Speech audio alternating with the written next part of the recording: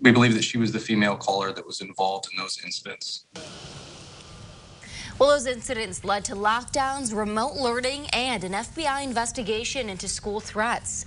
Yesterday, police had a 16-year-old in custody for threats made toward an Urbana High School. That's right. It all happened on Tuesday in Chicago, but police say this likely won't be the last one. WCIA 3's Marley Capper will bring us more on the suspect.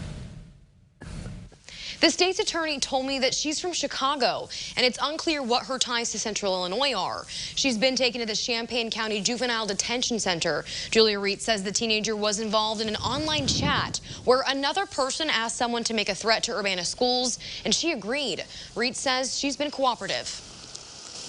On November 7th, Urbana school buses were rerouted when threats were called into the high school around 7 a.m. Police say the caller mentioned he was going to shoot and kill students. He also mentioned pipe bombs. Police say several more calls came in from a male and female making similar terroristic threats.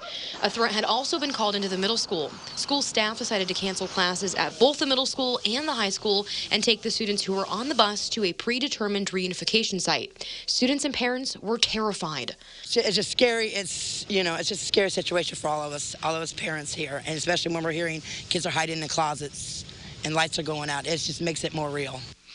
2 days later, on November 9th, police say the district got another call from a person threatening a mass shooting. Both the middle and high schools were under a soft lockdown while police monitored the campuses. The investigation into these threats led police to a 16-year-old girl in Chicago. Lieutenant Mike Cervantes says with the help of the FBI and Chicago police, they were able to make an arrest and bring her to the Champaign County Juvenile Detention Center.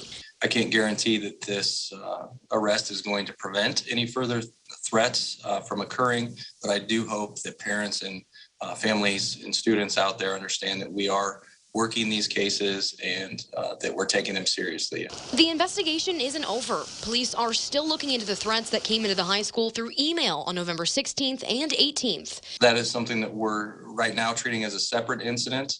And we're still working on whether or not she was related to those incidents. Police are still working to find out who else was involved, as well as the people in the chat room who asked for someone to make the threats.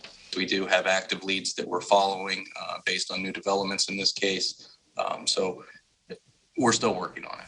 The state's attorney says the suspect will have a detention hearing today. The judge will decide whether or not to release her to her family or to continue to detain her.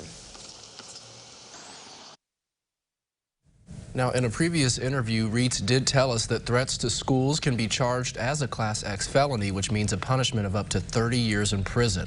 And then another potential charge would be disorderly conduct, which would earn someone up to 3 years in prison.